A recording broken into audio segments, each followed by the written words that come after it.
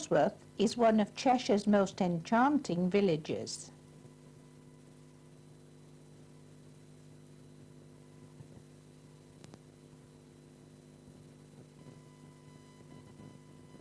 The 15th century bell tower of the parish church of St. James is 103 feet high.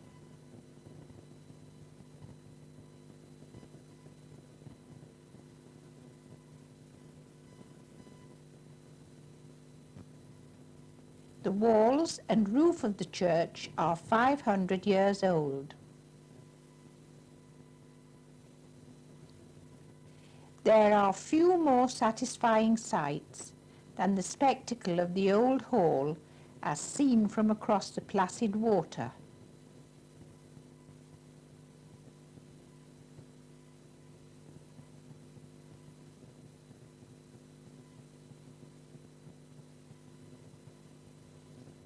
Gawsworth Hall, as it stands today, is very largely a building dating from the second half of the 15th century, although the first reference to it by name is contained in the Lichfield Episcopal Register, when, in 1365, a licence was granted for a chapel within the house of John Fitton of Gawsworth.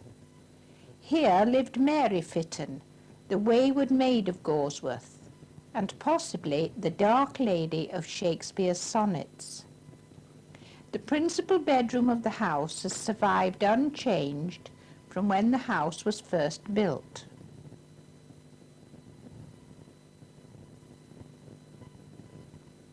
The three-decked compass window overlooking the courtyard faces in a northwesterly direction to where, several miles away, is the village of Worsley.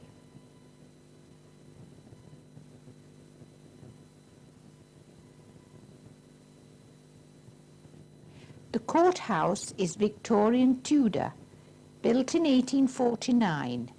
It overlooks the famous Bridgewater Canal, which laid the foundations of British inland navigation.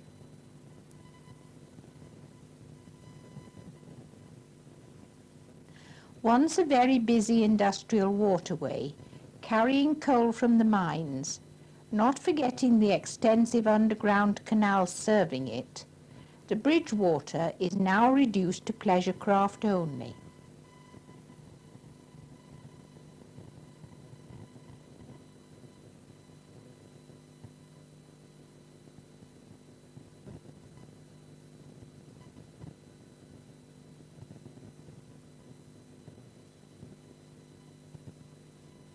The old boatyard at Worsley, with its dry dock facility, still provides a useful service for the maintenance of such craft.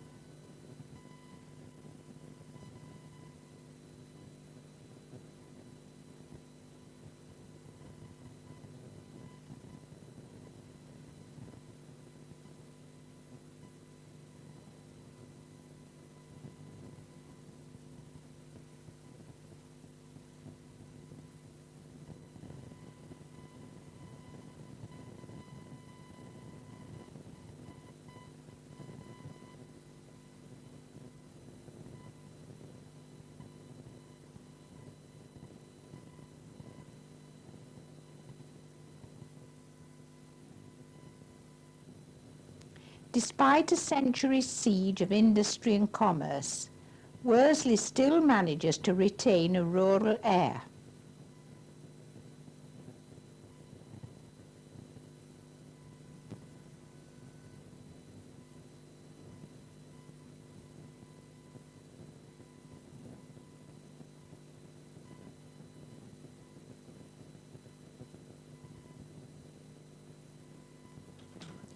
Further afield, in the flat farmland of Cheshire, is Little Morton Old Hall, now a property of the National Trust. The hall is surrounded by a moat, Access to it is by a single-span bridge leading to the gatehouse.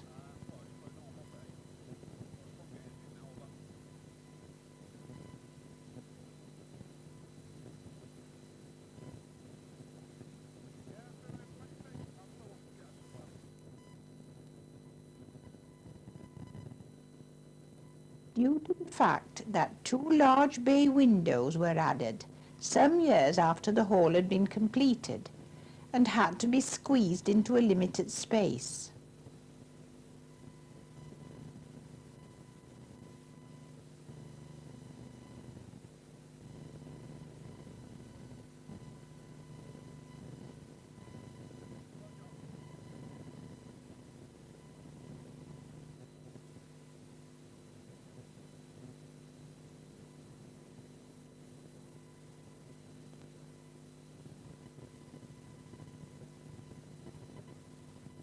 The south wing, the last part of the hall to be built, has a long gallery.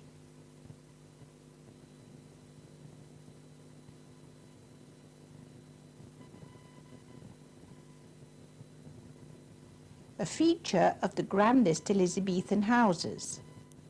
This gallery has left Little Morton Old Hall looking somewhat gawky in appearance.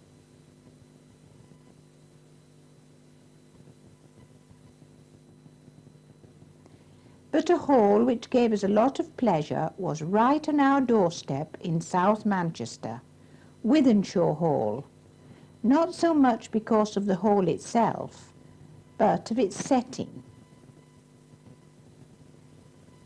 It is a pity that Manchester Corporation, who own the property, do not make historical details of the building available to its many visitors.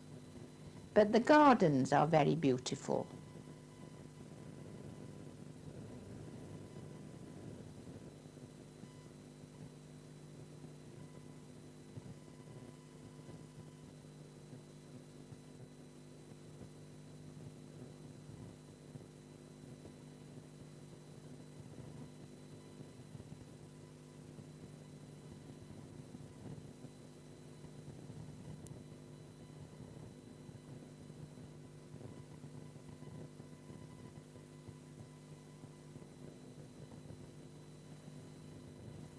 The gardeners are to be complimented in their upkeep of the lawns and the flower beds.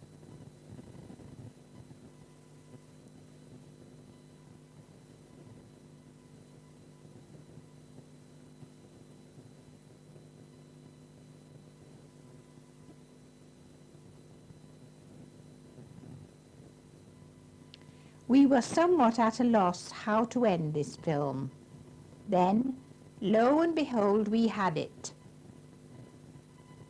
Black and white in colour.